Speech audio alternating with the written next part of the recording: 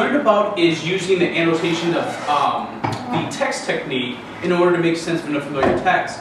But the thing is, we're not only going to be reading. Sometimes we're going to be viewing, sometimes we're going to be listening. So what I want to do today is utilize that same reader's annotation of the text in order to analyze different genres. So genres including audio, visual, and text. So you have your Padlet all set. Well, what I want to do is take a moment. This is actually something that I think you're rather familiar with at this point. So we have part 1, Yupik Language and Culture. It's going to be a video basically advocating for the learning of Yupik language and the perpetuation of Yupik culture. It's something that we hear a lot about, especially considering that we have the Yupik building right next door. So what I want you to do as you're listening, as you're viewing this, is to take as many detailed notes as you can about what is it that they're arguing? What were their arguments? I want you to break it down, say what is it that they believe, and then what arguments or support do they provide for it. Then I want you to respond to it. As I said on the Padlet, I want you to make arguments that the video makes. Do you agree or disagree with the arguments being made? And what is this invoking you? So emotionally, what does it invoke? Cognitively, do you agree or disagree with it? So whatever responses you have, the more interaction you have with the text, with the video, with whatever it is that you're interacting with, the better you're going to understand it. And using reader's response is a great way to sort of make sense, especially for difficult or unfamiliar text. So that being said, let's take a look at this video. Again, Alaska Video Series, Part 1, Yupik Language and Culture. Take down as many notes as you can, and then what you'll do is you'll copy and paste them into the Padlet. All set? All right, let's watch.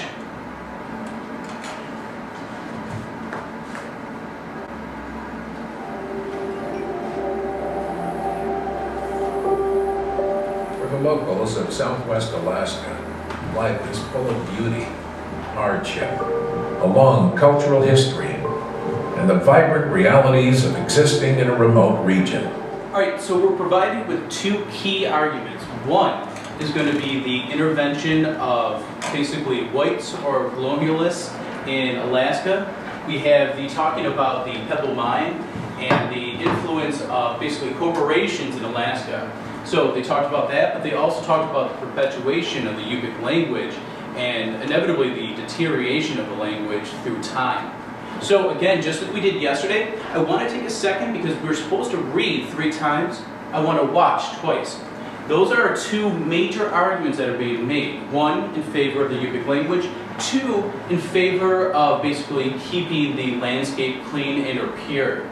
So as you're re-watching this, I want you to continue to take notes and see what their arguments are in favor or against each one. I'll talk about it briefly. What I want you to do is take the next several minutes and write as much as you can about that video. Respond to it in the same way that we had talked about on the Padlet directions. So, what arguments do they provide? Again, we have the mining operations, and we also have the loss of Yupik culture and language.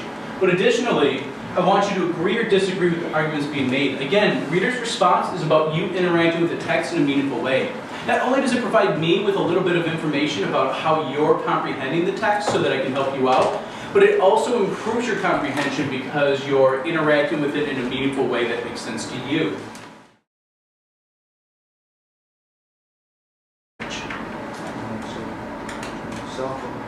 Exactly. So basically, he's arguing that technology is sort of taking the attention away from traditional cultural skills and intellectual desires and making it more about materialism.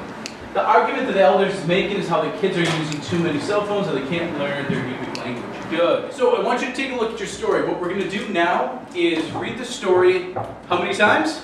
3. 3 times, exactly. The first time, how am I reading it? Out loud question. Skimming. And out loud if you're in a group. The second time, how am I reading it? In its entirety. But am I marking anything? No. No. Third time, how am I reading it? Reading. Reading and marking. Annotating. Perfect. Now we're going to add one last step to it. Today we are reading and responding, or viewing and responding rather, to the videos. I want you to do the same thing. Annotate the text just as you did before, but I also want you to write a brief 1 or 2 paragraph response. Your response could be anything that you want it to be, but mainly it's summarization. What was this about? How did it make you feel? And basically, what is your thought pattern after reading?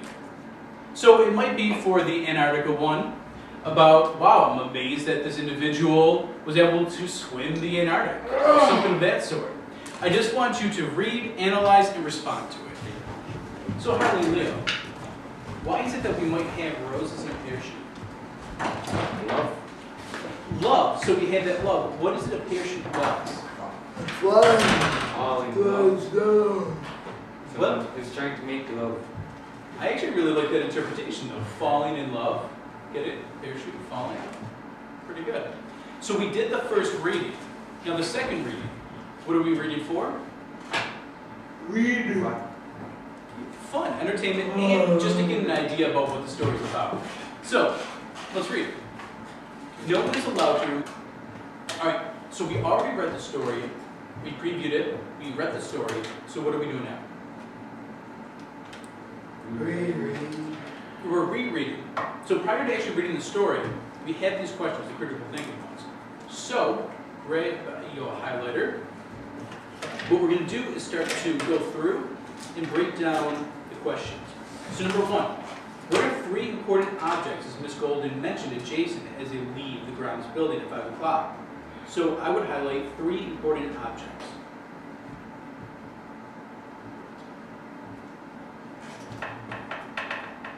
The next one, how does he use this information? I would just highlight the entire thing.